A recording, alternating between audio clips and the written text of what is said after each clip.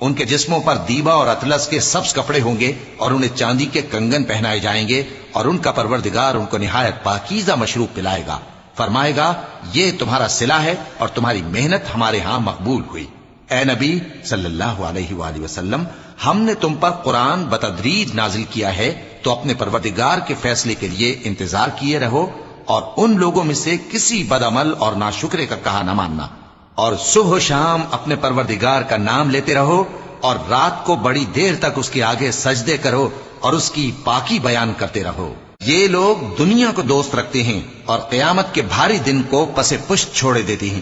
ہم نے ان کو پیدا کیا اور ان کے جوڑ جوڑ کو مضبوط بنایا، اور اگر ہم چاہیں تو ان کے بدلے انہی کی طرح اور لوگ لے آئیں۔ یہ قرآن تو نصیحت ہے، جو چاہے اپنے پروردگار کی طرف پہنچنے کا راستہ اختیار کر لے، اور تم کچھ بھی نہیں چاہ سکتے مگر جو اللہ کو منظور ہو۔ بے شک اللہ جاننے والا ہے